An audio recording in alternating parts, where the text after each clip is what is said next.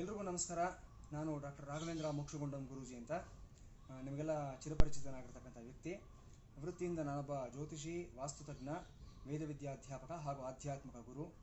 ಪ್ರವೃತ್ತಿ ಹವ್ಯಾಸದಿಂದ ನಾನೊಬ್ಬ ಚಲನಚಿತ್ರ ನಟ, ಗೀತರಚನೆಕಾರ, ಸಂಭಾಷಣೆಕಾರ, ಚಲನಚಿತ್ರ ವಿಮರ್ಶಕ ಹಾಗೂ ಪತ್ರಕರ್ತ. ಈ ದೃಶ್ಯಾವಳಿ ಮಾಡ್ತಾ ಇರುವಂತಹ ಉದ್ದೇಶ ಏನು ಅಂತಂದರೆ, ಇದೇ ಬರೋ ಮೇ 17ನೇ ತಾರೀಕಿನಂದು ದಿ ಸೂಟ್ ಅನ್ನೋ ಒಂದು ಅತ್ಯುತ್ತಮವಾದಂಥ ಸದಭಿರುಚಿಯ ಒಂದು ಕನ್ನಡ ಚಿತ್ರ ತೆರೆ ಕಾಣ್ತಾ ಇದೆ.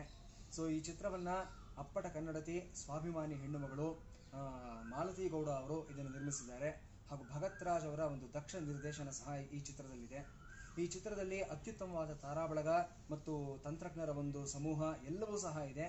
ಅದೆಲ್ಲವನ್ನು ಮೀರಿಸಿ ಒಂದು ತುಂಬ ಕುತೂಹಲಕಾರಿಯಾಗಿರ್ತಕ್ಕಂಥ ಒಂದು ಕಥಾಂಶನೂ ಸಹ ಇದೆ. ಬಹಳಷ್ಟು ಜನ ಪ್ರೇಕ್ಷಕರು ಆಗಿಂದಾಗೆ ನಮಗೆ ನೀವು ಕೆಲವೊಂದು ಆಕ್ಷೇಪಣೆಗಳನ್ನು ಹೇಳ್ತಾ ಇರ್ತೀರಾ.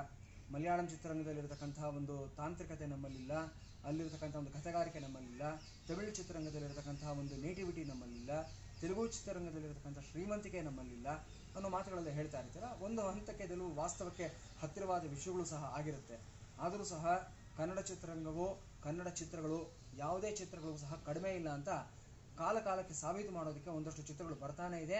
ಆ ಸಾಲಿಗೆ, ಆ ಹೊಸತನದ ಒಂದು ಪ್ರಯತ್ನಗಳಿಗೆ ದಿ ಸೂಟ್ ಚಿತ್ರನೂ ಸಹ ಸೇರಿಕೊಡ್ತಾ ಇದೆ. ನೀವು ಅಪೇಕ್ಷೆ ಪಡ್ತಕ್ಕಂಥ ಒಂದು ಹೊಸತನ, ಒಂದು ಡಿಫರೆನ್ಸ್ ಆಗಲಿ ಅಥವಾ ಒಂದು ಹೊಸ ಒಂದು ಕಥೆಗಾರಿಕೆಯಾಗಲಿ, ಎಲ್ಲವೂ ಸಹ ಒಂದು ಭರಪೂರವಾದ ಮನೋರಂಜನೆ ಆಗಲಿ, ಎಲ್ಲವೂ ಸಹ ಈ ಚಿತ್ರದಲ್ಲಿ ಸಿಗುತ್ತೆ. ದಯವಿಟ್ಟು 17ನೇ ತಾರೀಕು ನಿಮ್ಮ ಹತ್ತಿರದ ಚಿತ್ರಮಂದಿರಕ್ಕೆ ಬನ್ನಿ.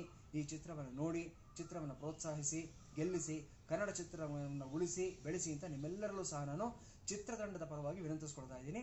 17ನೇ ತಾರೀಕು ದಿ ಸೂಟ್ ಚಿತ್ರವನ್ನು ನೋಡೋಣ. ಈ ಚಿತ್ರಮಂದಿರದಲ್ಲಿ ಭೇಟಿಯಾಗೋಣ ಗೆಳೆಯರೇ. ಧನ್ಯವಾದ.